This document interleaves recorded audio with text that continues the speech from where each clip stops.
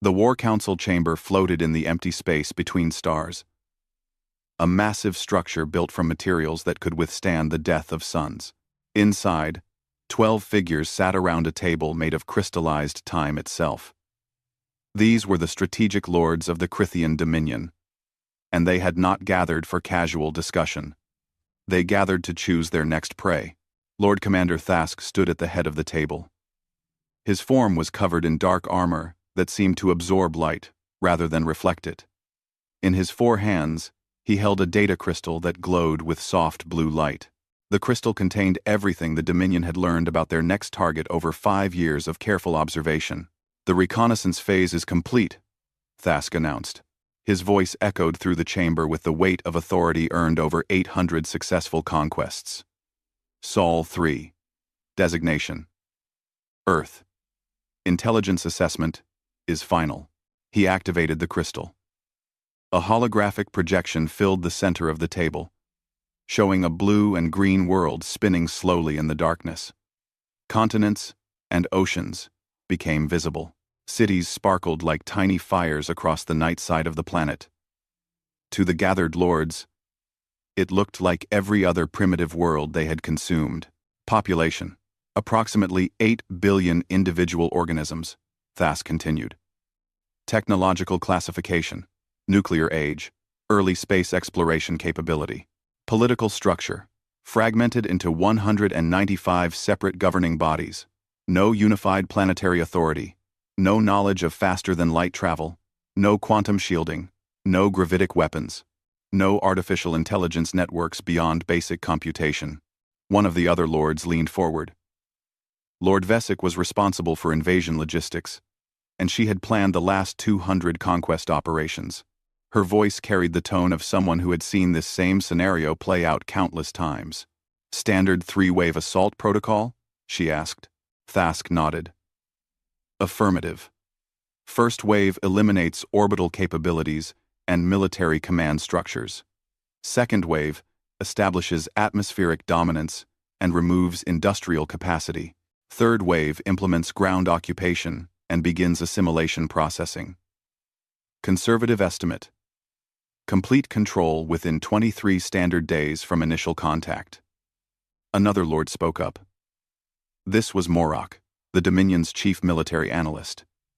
"Any unusual defensive capabilities? Biological weapons? Exotic radiation? Psionic potential?" "Negative on all counts," Thask replied. "The species shows no evidence of supernatural abilities. Their weapons rely on chemical reactions and fission explosives, primitive kinetic delivery systems.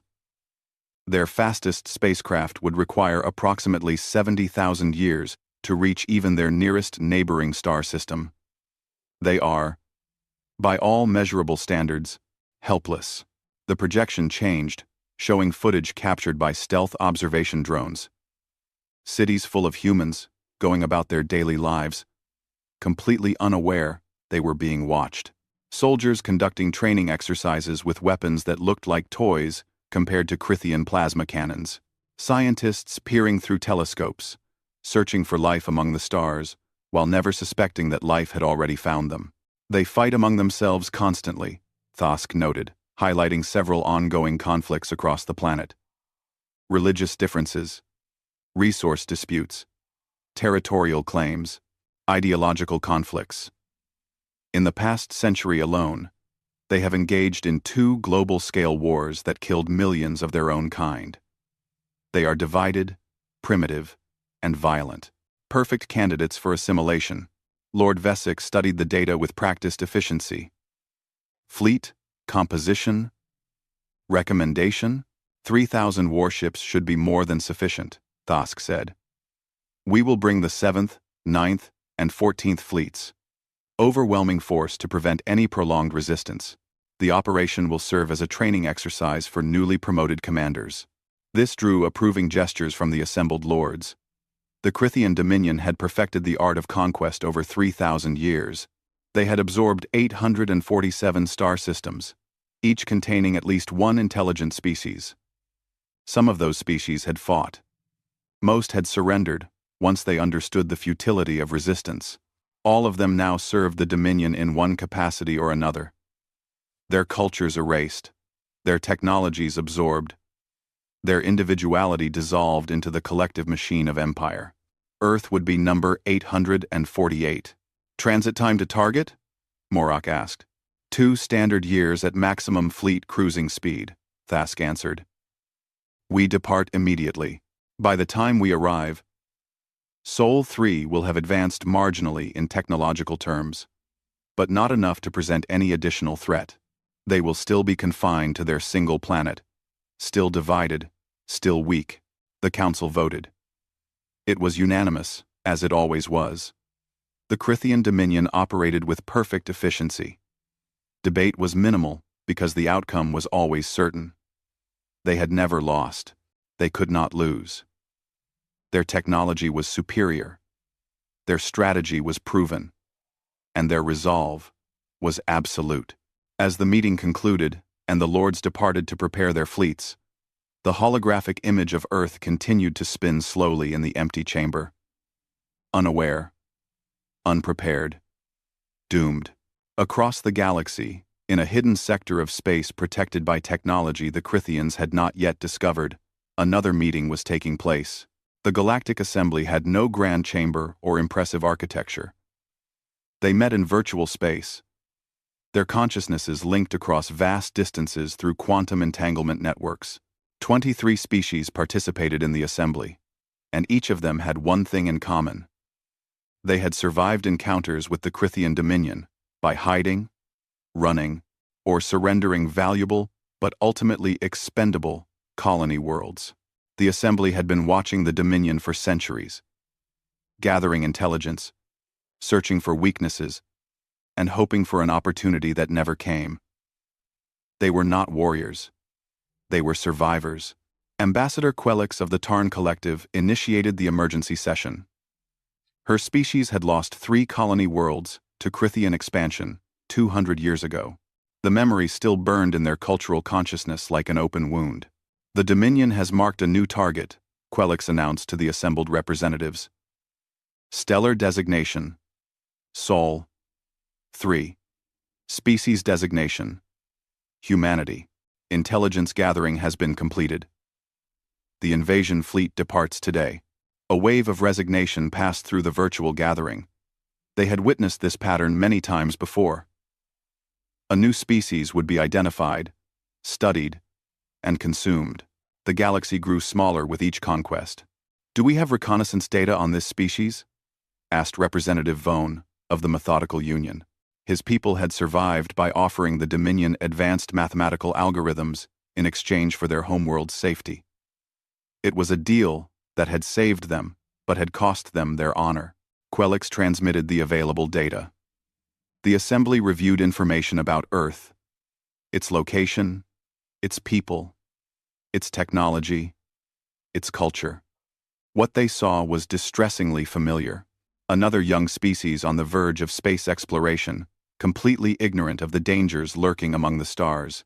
They have no defense, observed Counselor Marax of the Silent Reaches. Her species communicated through bioluminescent patterns, which the translation network converted to standard galactic language. No shields, no energy weapons, no starships worthy of the name. They will fall in weeks, if not days. Should we send warning? This question came from an unexpected source. High Scholar Drennick of the Preservation Enclave. His species believed in documenting extinct civilizations, preserving their art and culture, even when the species themselves could not be saved. The virtual space fell into heavy silence. This question arose every time the Dominion marked a new target. And the answer was always the same. What purpose would warning serve? Quelix asked gently. We cannot send military aid. The Dominion's fleets would trace the transmission back to our refuge worlds. We would only die alongside humanity, achieving nothing. We could tell them to run, Drennick insisted.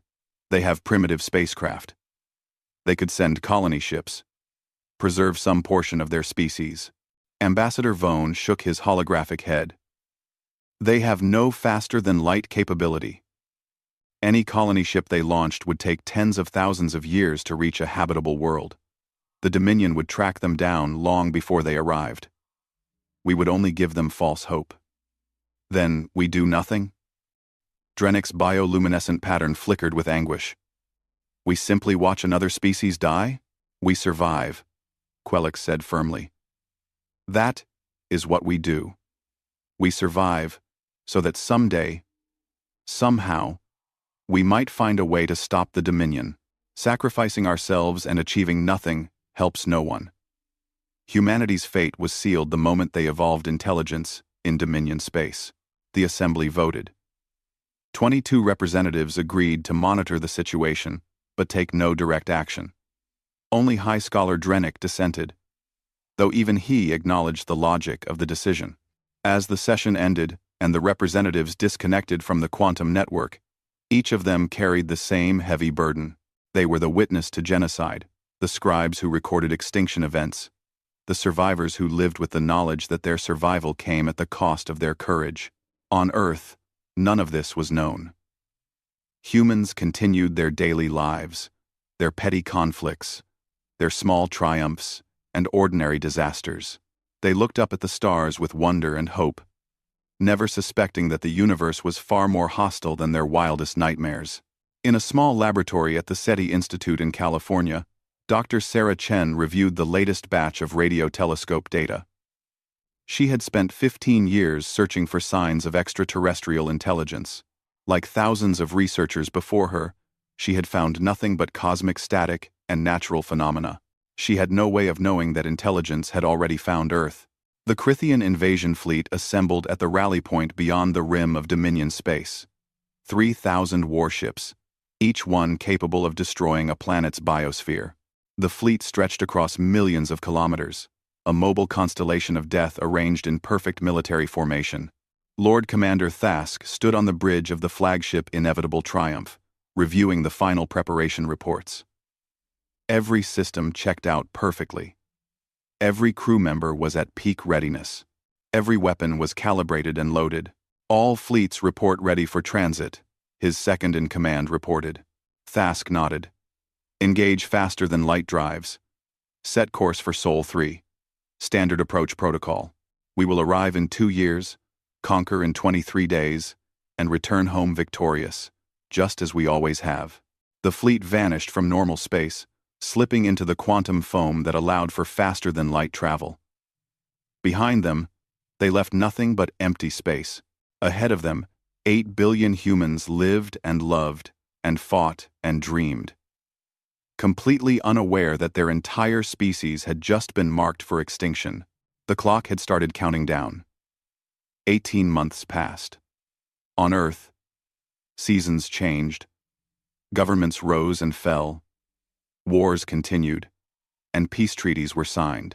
Humanity remained blissfully ignorant of the fleet, traveling toward them through the darkness between stars. Dr. Sarah Chen had almost given up hope of ever detecting anything meaningful. 15 years of analyzing cosmic noise had worn down even her considerable optimism.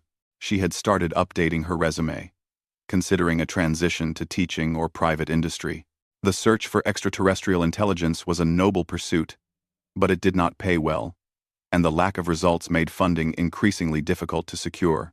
On a Tuesday morning in March, everything changed. Sarah was reviewing data from the radio telescope array when something caught her attention. It was not the usual pattern of cosmic background radiation or pulsar signals. This was different, structured, deliberate, impossible. The signal had bypassed every conventional physics model she understood. It had not traveled at light speed. Instead, it had somehow appeared simultaneously across multiple receiving stations, separated by thousands of kilometers. That should have been impossible. Information could not travel faster than light. Einstein had proven that over a century ago. Yet here was evidence that suggested otherwise. Sarah ran the data through every verification protocol available. She checked for equipment malfunction, software errors, interference from terrestrial sources, natural phenomena that might create similar patterns. Everything came back negative. The signal was real, artificial, and had traveled faster than light. Her hands shook as she began decoding the transmission. The signal contained multiple layers of information. The first layer was a mathematical primer, establishing basic concepts of arithmetic and geometry to prove intelligence behind the transmission. The second layer provided translation protocols, mapping the sender's language structure to human linguistic patterns. The third layer contained the actual message. As Sarah decoded it, her blood turned cold.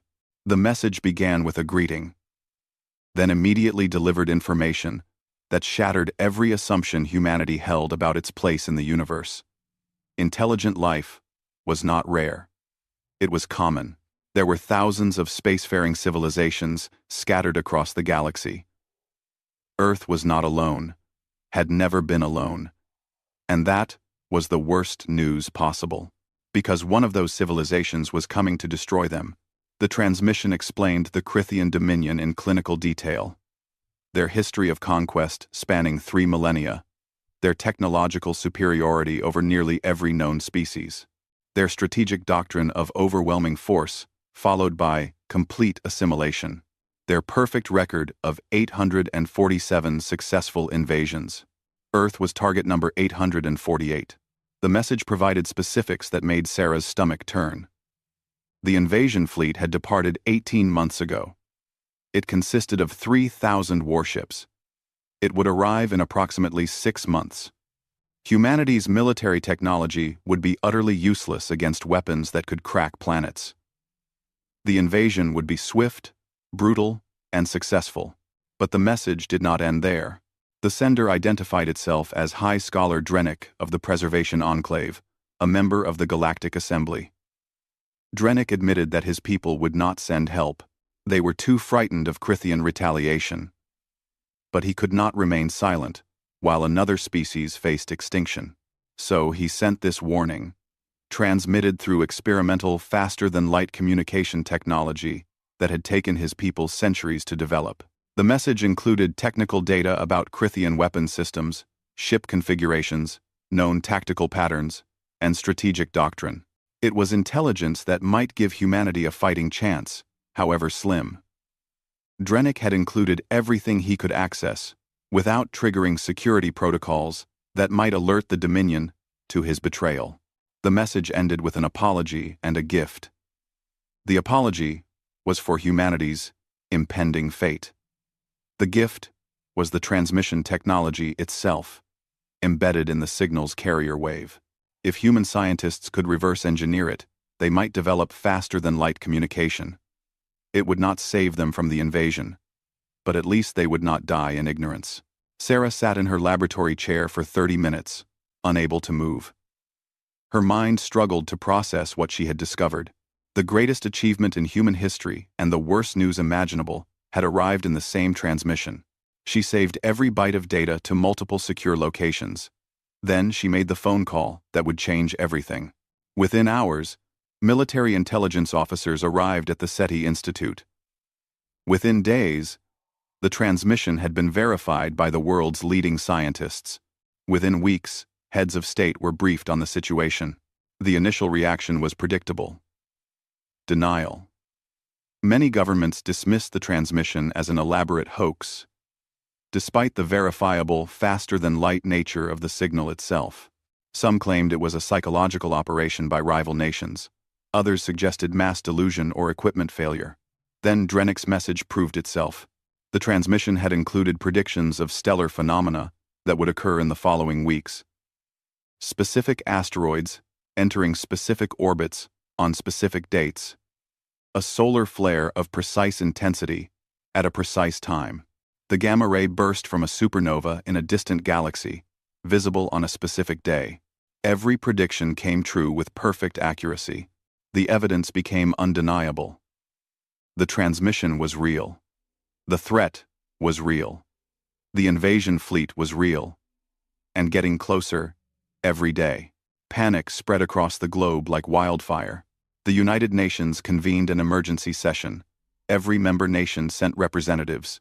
For once, political differences and historical conflicts seemed trivial compared to the existential threat bearing down on them. Humanity stood at the edge of extinction, and all the old grievances suddenly felt irrelevant. But unity of purpose did not immediately translate to unity of action. The Emergency Defense Council was formed, bringing together the world's top military strategists, scientists, engineers, and political leaders. Their task was simple to state and impossible to execute: find a way to defend Earth against an invasion force that had never lost a battle in 3,000 years. General James Morrison, a veteran of multiple conflicts and now chair of the Defense Council, stood before the assembly to present the military assessment. His face was grim as he delivered the analysis that everyone already knew but no one wanted to hear. Ladies and gentlemen, I will be direct. Based on the intelligence provided in the transmission, our chances of military victory are effectively zero, Morrison said. The Crithian Dominion possesses technology centuries beyond our current capabilities. Their ships can travel faster than light. Their weapons can destroy cities from orbit. Their shields can deflect anything we can throw at them. Our most powerful nuclear weapons would be like firecrackers against their armor. He pulled up tactical simulations that the Defense Council had run. Every scenario ended the same way: total human defeat within days of first contact. We have attempted to model potential defensive strategies using every tactic in human military history: guerrilla warfare, asymmetric tactics, nuclear deterrence, mutually assured destruction. None of these concepts translate to our situation. The Dominion is not interested in occupying Earth in a way that requires ground forces we can resist. They will simply destroy our ability to fight from orbit, then land when we are helpless. A representative from China spoke up. What about the technology included in the transmission? The faster-than-light communication? Can we weaponize it? Dr. Yuki Tanaka, one of the world's leading theoretical physicists, answered that question. She had been working with an international team to reverse engineer the FTL technology. We have made progress understanding the principles, Dr. Tanaka explained. But understanding is not the same as implementation. The technology requires materials and energy manipulation techniques we have barely theorized, let alone mastered. With unlimited resources and time, we might develop working FTL communication in 20 or 30 years. We have 6 months. What about conventional space defense? Asked a Russian general. Satellites equipped with nuclear weapons. Orbital platforms. Can we at least make them pay for victory? General Morrison shook his head. Our current space infrastructure consists of research stations, communication satellites, and surveillance equipment. None of it was designed for combat. We can attempt to weaponize some satellites, but the Crithians will detect and destroy them immediately upon arrival. They have 3,000 warships. We have 0. Despair settled over the council like a heavy fog. Dr. Sarah Chen had been invited to the session as the discoverer of the transmission. She had remained silent through most of the discussion, listening to humanity's best and brightest confirm what she already knew. They were doomed, but something was bothering her. Some detail from Drennick's message that she could not quite articulate. She raised her hand. General Morrison nodded to her. I want to go back to the intelligence data, Sarah said. Drennick included detailed information about Crithian tactics and strategy. Has anyone analyzed why he included those specific details? What do you mean? Morrison asked. Sarah pulled up the relevant sections of the transmission on the main display. Look at what he emphasized. Ship formations. Standard invasion protocols. Tactical patterns. Known doctrine. He did not just tell us we are going to lose. He told us exactly how the Crithians fight. Dr. Tanaka leaned forward, interest sparking in her eyes. You think he included that for a reason beyond simple documentation? The message says the Crithian Dominion has conquered 847 species using the same strategic approach, Sarah continued. That is 847 victories with the same playbook. What does that tell us? No. For a young military analyst named Captain David Park spoke up. In military terms, That means they have no reason to innovate. Why change tactics when you are undefeated? Why? Exactly, Sarah said. They have become predictable. They do not expect resistance to adapt because resistance has never succeeded. Every species they have conquered either surrendered immediately or fought using conventional defensive strategies that the Crithians could easily counter.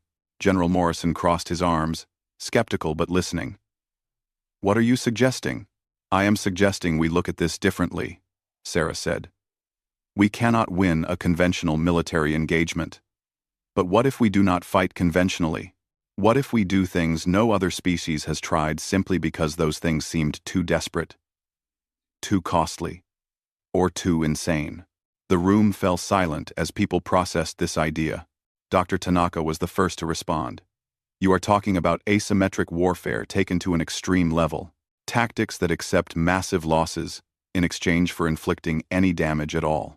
I am talking about making them regret marking us as a target, Sarah said quietly. We cannot win. But maybe we can make victory expensive enough that they think twice before attacking the next species. A Middle Eastern diplomat named Ambassador Rashid spoke with careful words. That is a suicide strategy. You are suggesting we design our defense around the assumption we will lose but hurt them in the process. Yes, Sarah said simply. Because the alternative is hoping for a miracle that will not come. General Morrison studied her for a long moment. Then, surprisingly, he nodded. We need to think like a species with nothing to lose. Because that is exactly what we are. The Defense Council adjourned with new purpose. They could not save Earth. But perhaps they could teach the Crithian Dominion that some prey had teeth. In the weeks that followed, a new approach began to take shape. Scientists examined the Crithian tactical data. Looking for vulnerabilities, engineers started designing weapons that prioritized damage over survival. Military strategists began planning operations that assumed total loss in exchange for any strategic effect. Humanity had 6 months to prepare for a battle they could not win. But they would make damn sure it was a battle the Crithians would never forget. The world should have ended in chaos. When faced with extinction, civilizations throughout history had collapsed into panic, looting, violence, and despair. The United Nations expected riots. Governments prepared for social breakdown. Military forces positioned themselves to maintain order when the public learned the truth. But something strange happened instead. The information leaked, as secrets always do. A classified document here. A worried scientist there. A journalist who connected the dots. Within 3 weeks of the Emergency Defense Council's formation, rumors of an alien invasion spread across the internet like wildfire. Governments could not contain it. They stopped trying. The official announcement came on a Monday morning. Every major network broadcast simultaneously as the Secretary-General of the United Nations explained humanity's situation. They were not alone in the universe.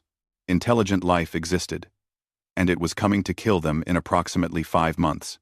The expected panic did arrive, but it lasted only about 48 hours. Then, something in the human spirit shifted. People looked at the countdown to invasion and made a collective decision that surprised even the psychologists and sociologists studying mass behavior. They decided to fight. Not in an organized, top-down military fashion. That was happening too, as governments mobilized their armed forces and space agencies. But something else emerged from the grassroots level, something chaotic and beautiful and utterly insane. Humanity weaponized its creativity.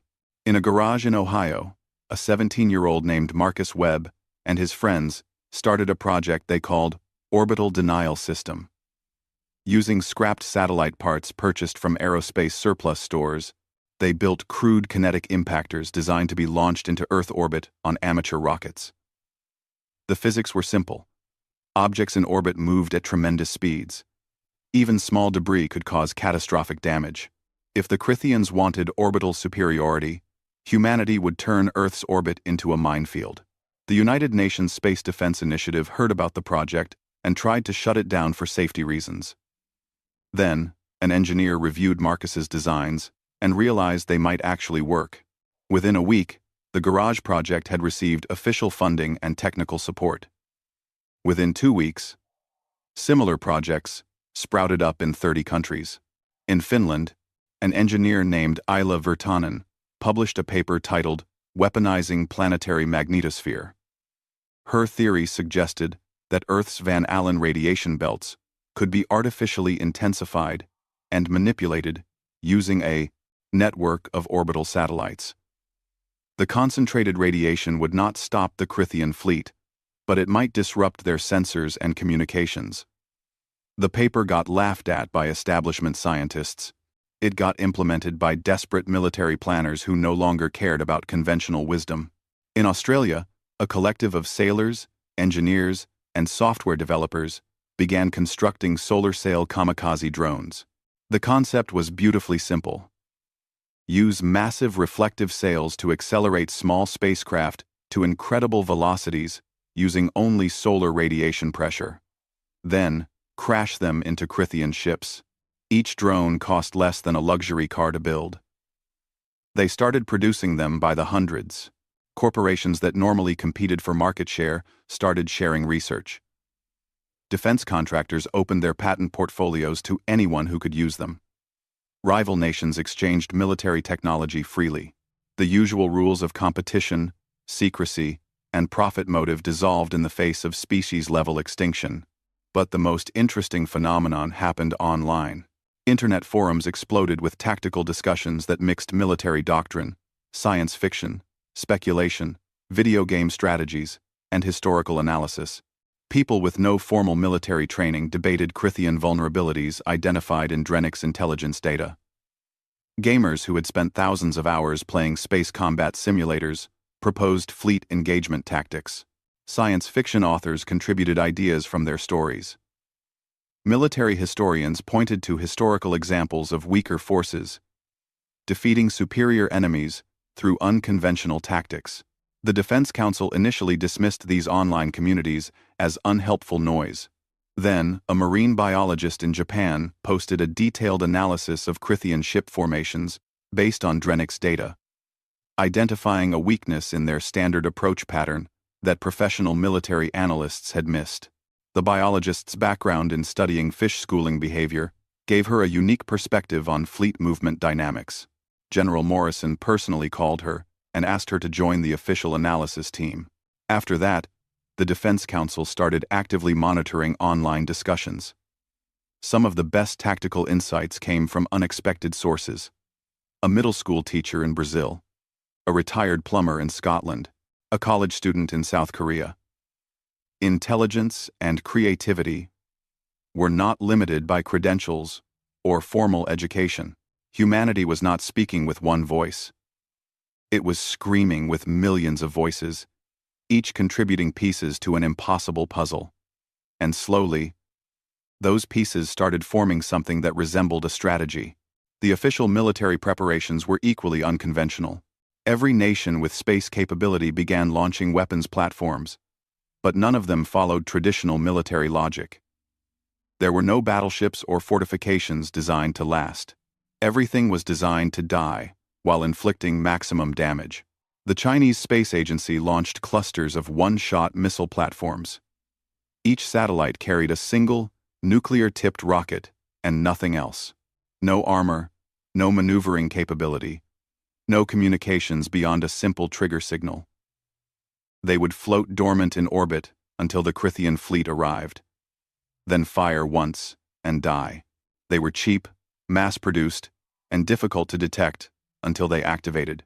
The United States military developed kinetic missile swarms based on drone warfare technology. Thousands of small, independently targeting projectiles that could coordinate attacks using simple algorithms. Each individual missile was harmless against Crythian armor, but thousands hitting simultaneously might overwhelm point defense systems through sheer numbers.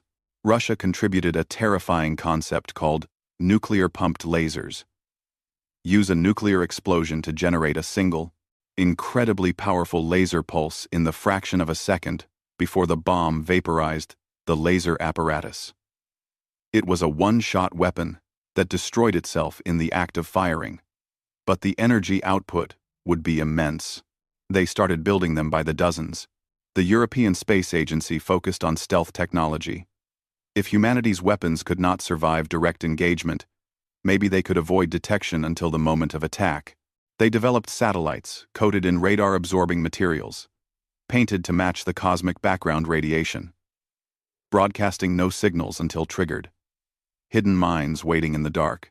India's space program contributed navigation disruptors, devices designed to flood the local space environment with false signals, corrupting GPS-equivalent systems the Crithians might use.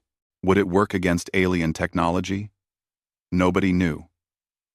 But it was worth trying. Japan provided miniaturized kamikaze spacecraft, drawing on their cultural history while adding cutting-edge robotics.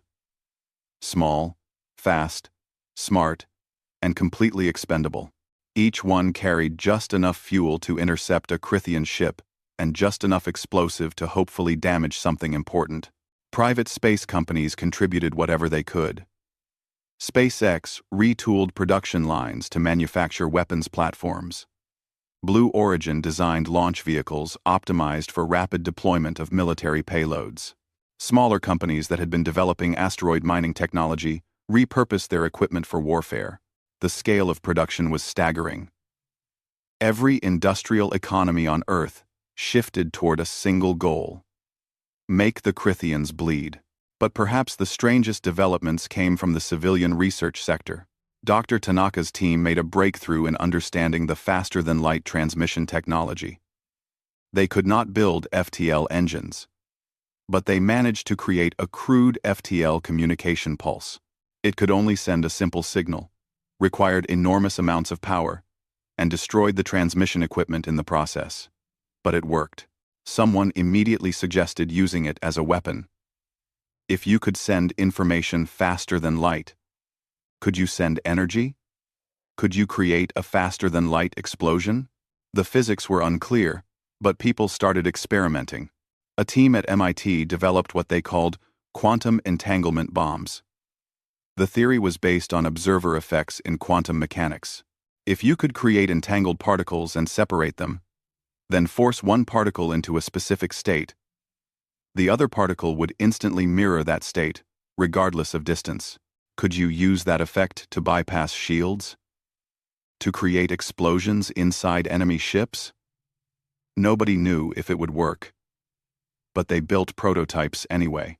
A Canadian research group started working on biological warfare, then stopped when they realized how horrific that path could become. Then someone pointed out that the Crithians breathed different atmospheric gas mixtures than humans, according to Drennick's intelligence data. Could you create an atmospheric weapon that was harmless to humans but toxic to Crithians? The moral implications were debated for about 6 hours before desperate pragmatism won. They started developing it. Everywhere, people were trying anything that might work. Lasers, railguns, biological agents, chemical weapons, nuclear explosives, kinetic impactors, electromagnetic pulses, sonic weapons, computer viruses designed to infect alien systems, nanomachines, dirty bombs, clean bombs, smart bombs, dumb bombs launched by the millions. Traditional military thinking would have called it chaos. No unified command structure, no consistent strategy, no standardization of equipment or tactics. Every nation, every organization, every garage inventor was pursuing different approaches based on different assumptions. But that chaos was the point. The Crithian Dominion had conquered 847 species using the same strategic playbook. They expected defensive patterns they could counter. They expected military hierarchy they could decapitate. They expected rational actors making rational decisions about survival. Humanity gave them chaos instead. General Morrison stood in the Defense Council Command Center, watching data feeds from construction projects around the world. Thousands of weapons platforms being built, millions of individual components being manufactured, billions of people contributing in ways large and small. Dr. Sarah Chen stood beside him, reviewing the latest tactical analysis. "This should not work," Morrison said quietly. "Everything we are doing violates basic military doctrine. We have no central coordination, no standardized equipment, No unified command structure. It is a mess. Yes. Sarah agreed. But the Crithians have never fought a mess before. They have fought organized resistance, professional militaries, rational opponents who followed logical strategic principles. We are giving them something they have never encountered. A species too stupid to know when we are beaten? Sarah smiled grimly. A species too stubborn to care. The countdown continued. 4 months. Until invasion. 3 months. 2 months. Humanity kept building, kept innovating, kept preparing. The Galactic Assembly monitored Earth's preparations with growing confusion. This was not how prey species behaved. They were supposed to panic, fragment, beg for mercy, or attempt futile diplomatic solutions. They were not supposed to turn their entire civilization into a weapons factory. Ambassador Quelix reviewed the intelligence reports with growing unease. The humans were preparing tactics that no civilized species would consider. Kamikaze attacks. Weapons designed to destroy themselves. Strategies that assumed total loss in exchange for inflicting any damage at all. They are going to get themselves killed, Quelix said to her advisors. They were going to get killed anyway, one advisor replied. At least this way. They choose how they die. On Earth, people went about their daily lives with strange normalcy. Yes, an alien invasion was coming. Yes, they were probably all going to die, but there were still jobs to do, children to raise, bills to pay, and weapons to build. Humanity had looked at extinction and responded not with surrender but with spite. The universe was about to learn what that meant. 6 months before the Crithian fleet would arrive at Earth, the United Nations Defense Council made a decision that would change the course of galactic history. They decided to send a message, not a plea for mercy, not a diplomatic overture seeking peaceful resolution, not a surrender offer. They decided to send a transmission that would announce to the galaxy exactly what humanity had become in the 5 months since learning of their impending extinction. General Morrison presented the proposal to the assembled world leaders in a closed session. We have spent 5 months preparing weapons we know probably will not be enough, Morrison said. We have turned our entire civilization into a military production line. We have created tactics and strategies that violate every conventional military doctrine. And we have done all of this, knowing we will likely lose. He paused, letting that reality sink in once more. But there is value in making our preparations known. The Crithian Dominion expects easy prey. Every species they have conquered either surrendered immediately or fought predictably. We have an opportunity to change their expectations, to make them hesitate, to make them uncertain. The president of Brazil spoke up. You want to broadcast our defensive capabilities to an enemy that can monitor our transmissions? That violates basic operational security. Under normal circumstances, yes, Morrison agreed. But these are not normal circumstances. The Crithians already know our technological level. They already know we cannot match them in direct combat. What they do not know is that we have spent 5 months analyzing their tactical patterns and designing specific countermeasures. What they do not know is that we are willing to sacrifice everything to hurt them. Dr. Sarah Chen stepped forward to explain the technical aspects. We have reverse-engineered the faster-than-light communication technology from Drennick's original warning. We can send a transmission that will reach not just the Crithian fleet but monitoring stations across the galaxy. The Galactic Assembly will receive it. Every species watching this situation will receive it. We can send one message that changes the entire context of this invasion. What would this message contain? Asked the Chinese premier. Sarah pulled up the proposed transmission content on the main display. 3 primary components. First, a comprehensive overview of human military history. Not propaganda, but factual documentation of our capacity for warfare. How we have fought each other for our entire recorded history. How we have developed increasingly sophisticated methods of killing. How we have adapted tactics in response to new threats. We show them that warfare is not a theoretical exercise for us. It is our entire history. She advanced to the next section. Second, we demonstrate our new weapons systems. Not all of them, but enough to prove we are not helpless.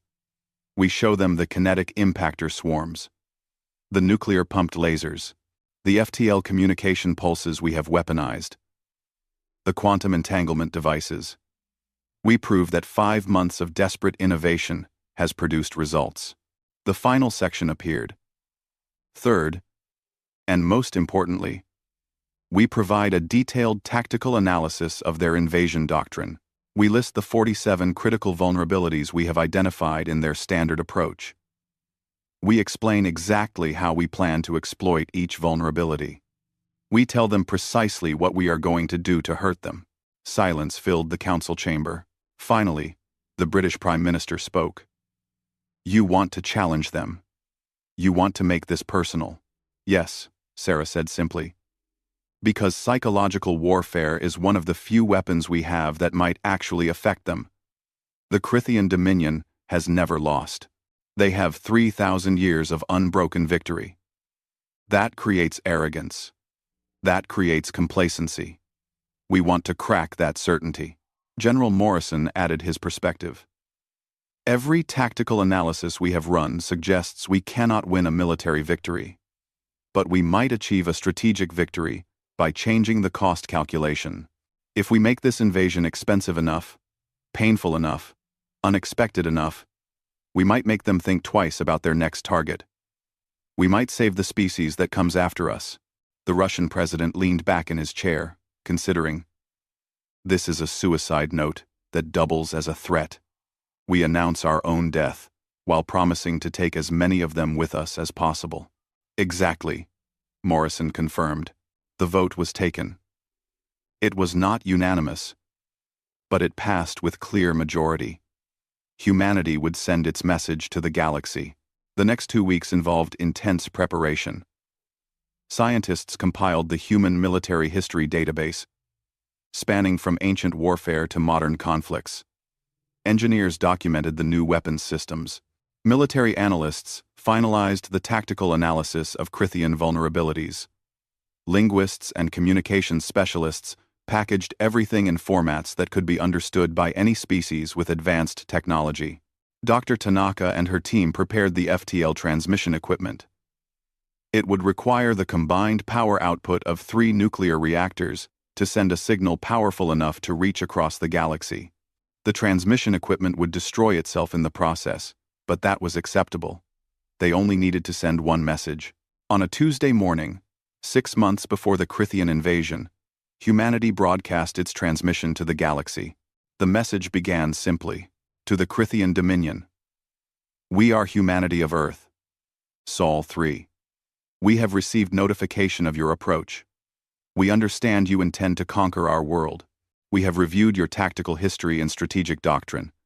We have analyzed your methods and studied your patterns. We offer no surrender. We request no mercy.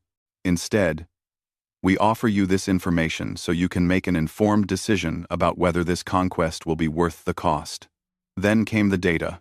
The first section detailed human military history in stark, unflinching terms. The Bronze Age collapse, the Roman conquests, the Mongol invasions, the World Wars, the Cold War nuclear standoff, thousands of years of increasingly sophisticated violence, tactical innovations driven by desperate necessity, strategic thinking, refined through countless conflicts.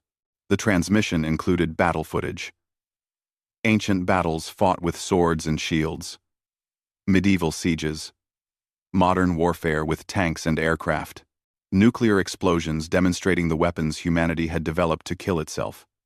It was not propaganda glorifying war. It was documentation of capacity, humanity showing that violence was not a foreign concept to them, but an integral part of their evolutionary history. The second section demonstrated the weapons systems developed in the 5 months since Drennick's warning. Video footage of test firings. Kinetic impactors striking targets at orbital velocities. Nuclear-pumped lasers vaporizing asteroid fragments.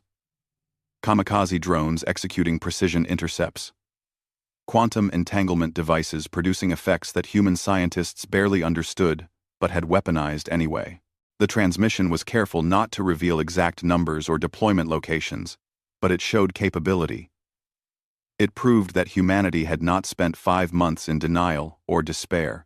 They had spent it, weaponizing every resource available. The third section was the most significant. A detailed analysis of Crithian tactical doctrine, based on Drennick's intelligence data and humanity's own military expertise. The transmission identified 47 specific vulnerabilities in the standard Crithian invasion protocol. Some were obvious. Their fleet formations assumed no enemy would attempt kamikaze attacks, creating gaps that suicide weapons could exploit. Some were subtle. Their communication protocols showed patterns that suggested centralized command structures vulnerable to decapitation strikes. For each vulnerability, the transmission explained exactly how humanity intended to exploit it. Kinetic impactor swarms targeting formation gaps.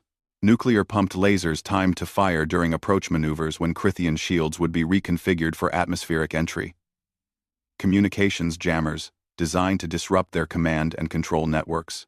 Biological weapons tailored to their atmospheric requirements. The transmission did not hide its strategy. It announced it openly. Every tactic humanity planned to use was laid out in clear detail. Then came the conclusion. We have calculated probable outcomes. We estimate 97% probability of human military defeat. We estimate 5 to 8% of our weapons systems will successfully engage your fleet before being destroyed. We estimate you will achieve your tactical objectives within 30 days of arrival. However, we also estimate casualty rates. Based on our analysis and our weapons deployment, we calculate you will lose between 300 and 600 warships before achieving victory. That represents 10 to 20% of your invasion fleet. Those ships will not be damaged. They will be destroyed. Your crews will not be captured. They will be killed. We further estimate that our resistance will require you to adjust your standard invasion protocol, revealing tactical innovations to the other species watching this engagement. The intelligence value of observing how you adapt to unexpected resistance may prove useful to future targets. Finally, we guarantee that even if you achieve complete military victory, the cost will be significant enough that your next invasion will face enemies who have learned from our example. We cannot save ourselves, but we can ensure that our death serves as a tactical manual for your future enemies. The transmission ended with a simple statement. We are prepared to lose. We have accepted our extinction. We will die fighting. Come, test your theories of supremacy against a species that has engaged in warfare for its entire existence. We invite you to learn what that costs. The message was sent simultaneously to the Crithian fleet, the Galactic Assembly, and broadcasted across all frequencies in every direction. Anyone in the galaxy with the technology to detect it would receive humanity's challenge. On Earth, people watched the transmission broadcast on every network. They heard their entire species announce its own probable death, while simultaneously threatening the largest military empire in the galaxy. Some people cried, some people cheered, some people simply nodded in grim satisfaction. Humanity had looked at extinction and responded with defiance. In the depths of space, aboard the flagship Inevitable Triumph, Lord Commander Thask received the transmission. He listened to it once, then played it again for his senior officers. The initial reaction was dismissive laughter. A primitive species trying to sound threatening. Desperate bravado from prey facing inevitable doom. The Strategic Council had seen this pattern before in other conquered species. Threats meant nothing when backed by insufficient force, but as the intelligence officers analyzed the transmission in detail, the laughter faded. The humans had identified real vulnerabilities in Crithian tactical doctrine. Not all of them, and some of the analysis was flawed, but enough was accurate to be concerning. They had developed weapons specifically designed to exploit those vulnerabilities. The casualty estimates were probably exaggerated, but they were not completely fantastical. Most concerning was the psychological aspect. This species was announcing its intention to inflict maximum casualties while accepting total loss. That was not rational behavior. That was not how conquered species acted. Lord Morak, the chief military analyst, prepared a supplementary report for the Strategic Council. Recommendation: revise invasion protocol. Standard three-wave assault assumes minimal resistance and tactical surprise. Neither assumption appears valid. Recommend expanded preliminary bombardment and increased fleet spacing to counter kinetic impactor threat. Lord Commander Thask read the report with growing irritation. They had never needed to revise protocol before. Every species fell to the standard approach. Why should this primitive species be different? But the numbers did not lie. If even half of humanity's claimed weapons systems worked as described, casualties would exceed anything the Dominion had experienced in 3,000 years.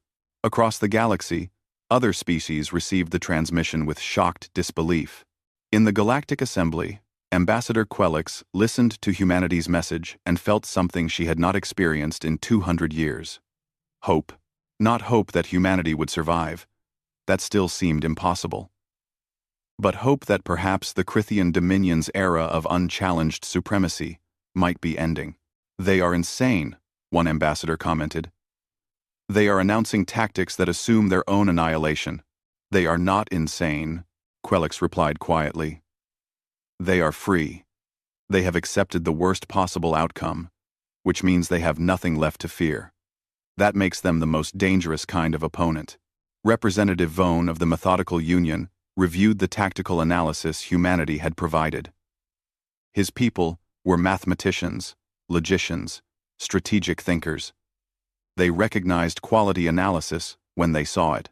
The vulnerabilities they identified are real, Vone said. Some we knew about. Some we had theorized. Some are new insights. If we had possessed this analysis 200 years ago, he trailed off. It was too late for his people, but perhaps not too late for others. The transmission rippled across the galaxy, reaching species that had never heard of Earth or humanity. Some dismissed it as the desperate threat of a doomed species. Some studied it carefully, analyzing the tactical insights. Some began wondering if the Crithian Dominion was truly invincible or simply unchallenged. On Earth, humanity continued preparations. The transmission had been sent. The challenge had been issued. Now, there was only the waiting and the work. 5 months until invasion. 4 months. 3 months. The countdown continued. But now the entire galaxy was watching. And for the first time in 3,000 years, the Crithian Dominion was uncertain. The transmission changed everything. Though not in ways anyone had predicted. For the Crithian Dominion, humanity's broadcast created a problem that 3,000 years of unbroken conquest had not prepared them to face. It was not a military problem, at least not directly. The Strategic Council remained confident they could destroy Earth's defenses. The problem was political, psychological, and strategic in ways that transcended any single battle. Lord Commander Thask convened an emergency session of the Strategic Council 3 months before the fleet was scheduled to arrive at Earth. The lords gathered in their command chamber, but the usual confidence was absent. For the first time in recorded Crithian history, they were discussing whether to abort an invasion. The situation is unprecedented, Thask began. Target species Sol 3 has not only prepared military resistance, but has broadcast their defensive strategies across the entire galaxy. Our intelligence confirms that at least 47 other spacefaring civilizations have received and analyzed the transmission. Lord Vesic pulled up casualty projections on the main display. The numbers had been revised 3 times since the human transmission. Revised estimates suggest we will lose between 400 and 700 warships achieving victory. That represents 13 to 23% of the invasion fleet. Casualties among crew personnel estimated at 85,000 to 150,000 individuals. The numbers hung in the virtual air like a death sentence. Those casualties are acceptable, Lord Morak insisted. We have suffered losses before. What matters is victory. and victory remains certain. The casualties are militarily acceptable. Thask agreed. But politically catastrophic. Consider the implications. We have conquered 847 species over 3 millennia with minimal losses. Our subject species accept dominion rule because they believe resistance is futile. What happens when they learn that a primitive species inflicted the highest casualties in our history? Silence answered him. Lord Vesic continued the analysis. Intelligence reports indicate rebellious sentiment increasing across 14 occupied worlds. Nothing active yet, but monitoring shows increased private communications discussing the human transmission. They are analyzing the tactical vulnerabilities humanity identified. They are studying human weapons designs. They are learning. Then we destroy Earth quickly and thoroughly, another lord argued. Demonstrate that resistance, no matter how fierce, ultimately fails. At what cost? Thask challenged. Yes, we can conquer Earth. But they have already achieved a strategic victory. They have shown the galaxy that the Crithian dominion can be hurt. They have provided a tactical manual for resisting our invasion protocols. They have transformed themselves from unknown primitives into a symbol of defiance that other species will remember for centuries. Lord Morak leaned forward, his form tense with barely controlled anger. Are you suggesting we withdraw? That the mighty Crithian dominion retreats from a species armed with primitive weapons and suicidal tactics? I am suggesting we consider the precedent we are setting, Thask replied carefully. If we proceed with this invasion, we win the battle, but potentially lose the strategic position that has kept our empire stable for 3,000 years. Every species we have conquered accepted their fate because they believed resistance was hopeless. Humanity has broken that narrative. Encrode. 1. The debate continued for hours. Military pride clashed against strategic calculation. Some lords argued that withdrawing would show weakness and encourage rebellion. Others countered that proceeding would demonstrate that any species willing to fight desperately could inflict unacceptable casualties. Finally, they reached an uncomfortable consensus. They would continue toward Earth, but would not initiate the invasion immediately upon arrival.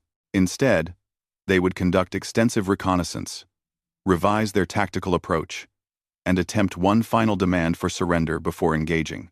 It was not a retreat, but it was the closest the Crithian dominion had come to backing down in 3,000 years. On Earth, intelligence agencies monitoring deep space communications detected the Crithian fleet's deceleration. They were still coming, but more slowly than expected. Analysis suggested the fleet was approaching cautiously rather than at full assault speed. General Morrison studied the data with cautious optimism. They are hesitating. Good, Dr. Sarah Chen replied. Hesitation is the first crack in certainty. But humanity did not slow its preparations. 3 months remained. Every day saw new weapon systems deployed. Every week brought tactical innovations. Every month, the orbital defenses grew denser and more lethal. The world had transformed. Major cities maintained surprisingly normal daily functions, but everyone was part of the war effort in some way. Children in schools studied orbital mechanics. Factories that had produced consumer goods now manufactured weapons components. Sports stadiums had been converted to drone assembly facilities. Universities ran around the clock. Research programs. Humanity had discovered something about itself in those months of preparation. When faced with extinction, they did not collapse into despair or fragment into chaos. They worked. They innovated. They fought. Not because they believed they would win, but because surrender was simply not in their nature. Marcus Webb, the Ohio teenager whose garage project had started the Kinetic Impactor program, was now coordinating a network of 15,000 orbital weapons platforms. His age had stopped mattering when his designs proved effective. The military had offered him a formal position, but he declined. He worked better from his garage with his friends, contributing ideas to the collective defense effort without worrying about rank or protocol. Ayla Virtanen's magnetosphere manipulation system was operational, maintained by an international team of engineers who had set aside national rivalries to focus on planetary defense. The system could not stop the Crithian fleet, but it could disrupt their sensors and communications, creating windows of opportunity for other weapons to strike.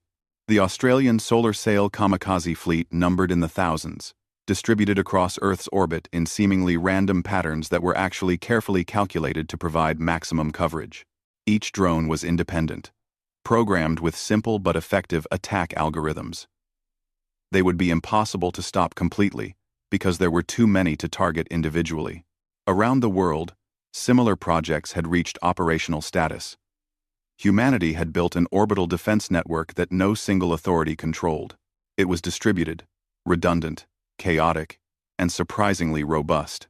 Destroying any one component would not collapse the entire system because there was no entire system, just thousands of independent pieces working toward the same goal.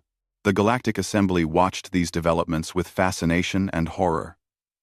Humanity was doing things no civilized species would consider. They were arming children. They were weaponizing their planet's natural radiation. They were building weapons designed to explode in suicide attacks. They were violating every standard of civilized warfare. And it was working. Not working in the sense of guaranteed victory, but working in the sense of creating genuine uncertainty. For the first time in recorded galactic history, a species marked for conquest by the Crithian Dominion had made their conquerors hesitate. Ambassador Quelix convened a special session of the Galactic Assembly. The agenda had one item: whether to provide aid to humanity. We cannot defeat the Crithian Dominion militarily, Quelix acknowledged. But we can provide intelligence.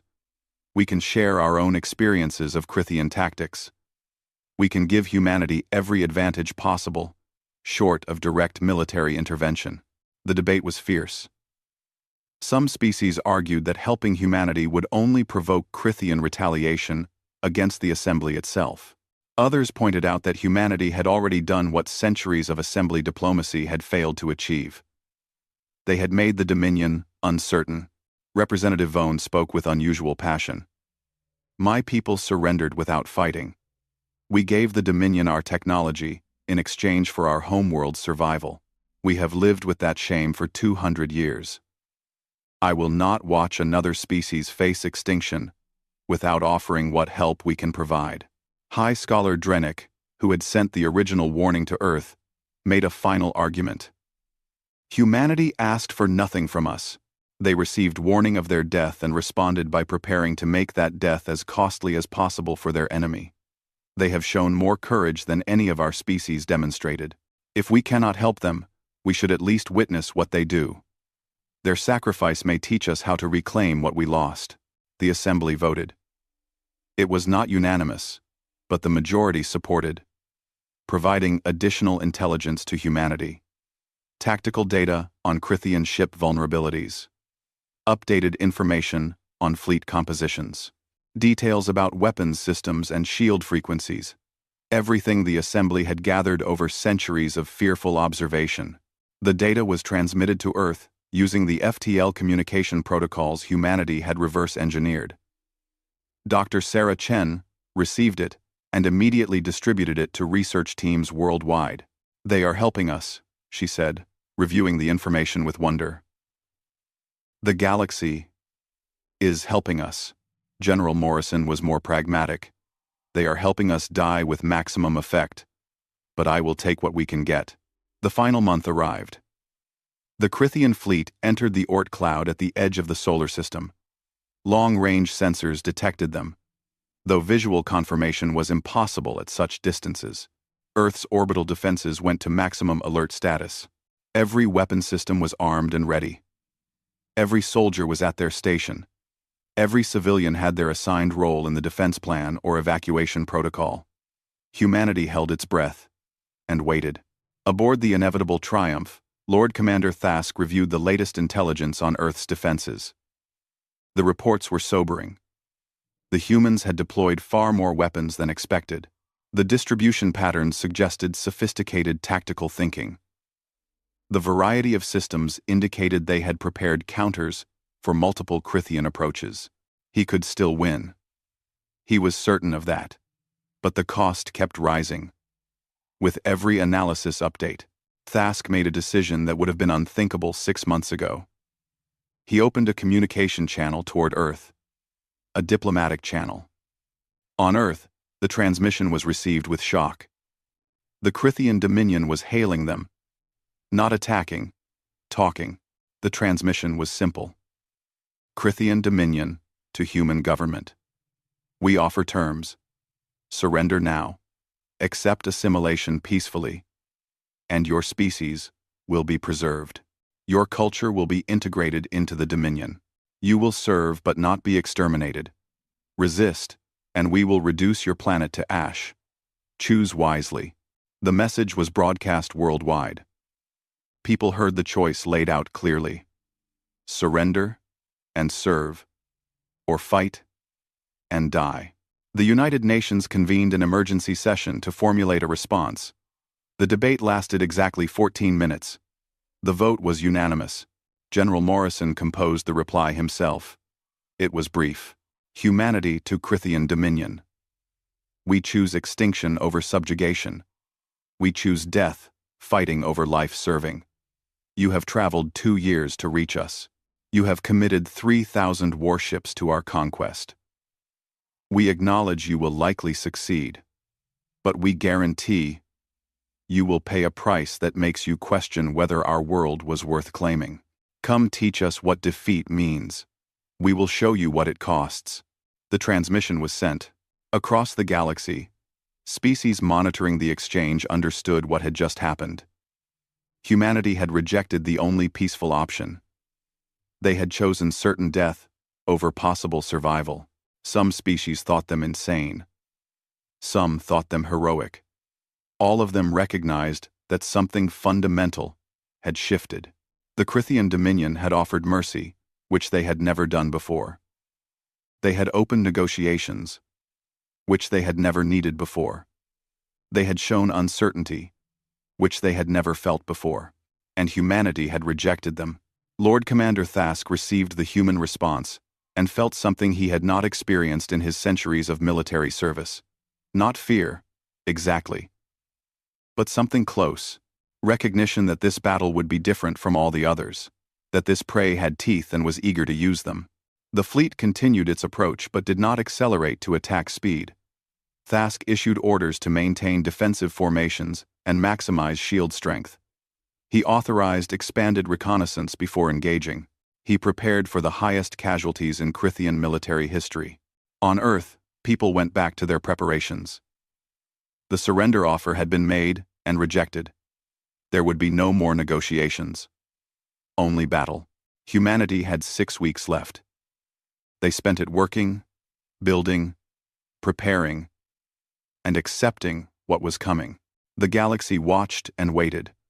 The Crithian Dominion, for the first time in 3,000 years, approached a conquest with caution rather than certainty. And humanity, marked as Target 848, prepared to teach the universe a lesson about the cost of trying to extinguish a species that refused to quietly die. The fleet crossed the orbit of Neptune. Then Uranus. Then Saturn. Each passing day brought them closer to Earth and gave humanity one more day to prepare. The Galactic Assembly monitored the situation continuously. Some species sent messages of support to Earth, knowing those messages would arrive too late to matter but sending them anyway. Others prepared to observe the battle, documenting what would likely be humanity's final stand. Ambassador Quelix recorded a personal message to whoever might survive to hear it. Let it be known that humanity faced extinction with courage. They were offered survival through surrender and chose death through resistance. They were outmatched and knew it, yet fought anyway. Whatever the outcome of this battle, let the galaxy remember that at least one species chose dignity over survival. Let their example inspire others who face impossible choices. And let the Crithian Dominion remember that conquest is never free, and some prey refuses to be consumed quietly. The fleet reached Jupiter's orbit. Earth's defensive weapons activated. their targeting systems locked on the approaching enemy. Humanity's soldiers checked their equipment one final time. Scientists ran final diagnostics on experimental weapons. Children said goodbye to parents who were stationed on orbital platforms. Old people stood on hillsides watching the sky, knowing they would not live to see the outcome but determined to witness the beginning. The countdown reached 0. The Crithian fleet hesitated at the edge of Mars' orbit, running final reconnaissance, revising tactics, calculating costs. They would attack eventually. Victory was still certain, but for the first time in 3,000 years, the Crithian Dominion was afraid of what victory would cost. And across the galaxy, 847 conquered species watched and learned and began to hope that perhaps the age of unquestioned Dominion supremacy was ending. Humanity waited, weapons ready, resolve absolute, prepared to show the universe that some species would rather burn than kneel.